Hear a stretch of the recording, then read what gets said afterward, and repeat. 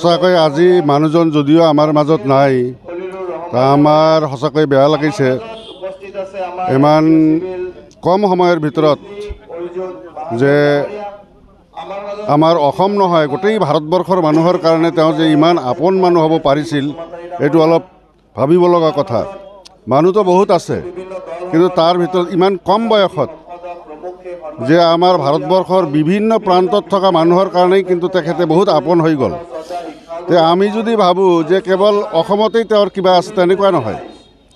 আজি অসমৰ বাহিৰতো যদি যোৱা যায়, বিভিন্ন জাগাত যদি যোৱা যায়, তেখেতৰ কথাটো মানুহে ভাবে। গতিকে ইয়াৰ বহুত উদাহৰণ আছে, এইবিলাক কথা এতিয়া কোৱা নাযায়। গতিকে এনেকুৱা মহা মানুহ এজনৰ, মহাপুৰুষ বুলিয়ে ক'ব লাগিব। গতিকে শিল্পীৰ সম্ৰাট, গতিকে তেখেত আজি নাই। কিন্তু আমি অসমৰ বিভিন্ন প্ৰান্তত যিমান মানুহ আছোঁ, যিখিনি মানুহ আছোঁ, আমি সকলোৱে তেখেতৰ আত্মাৰ সদ্গতিৰ কাৰণে আমি ভগৱানৰ ওচৰত আৰাধনা কৰিলোঁ।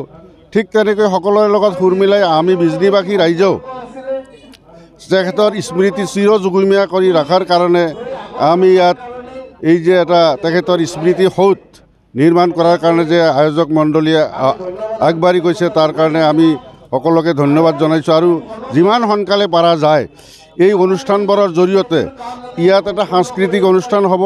শিল্পী ইয়াত বিভিন্ন জেগাৰ মানুহ আহি ইয়াত সংগীত চৰ্চা কৰিব, এটা অনুষ্ঠানো হ'ব ইয়াত। গতিকে এই সকলোবিলাক মিলি আমি আমাৰ প্ৰাণৰ জুবিনদাৰ যাতে স্মৃতি আমি চিৰ যুগমীয়া কৰি ৰাখিব পাৰোঁ, তাৰ কাৰণে সঁচাকৈ আজি এইখিনি কাম যে কৰিব পাৰিছোঁ, আমাকে ধন্য বুলি ভাবিছোঁ। আৰু সকলোৰে সহায় সহযোগিতা আমি আশা কৰিছোঁ, যাতে চিৰদিন আমি তেখেতৰ লগত যাতে তেখেতক অনুসৰণ কৰি যাতে তেখেতৰ পথেৰে আমি সকলোৱে যাতে আমি আগবাঢ়ি যাব পাৰোঁ।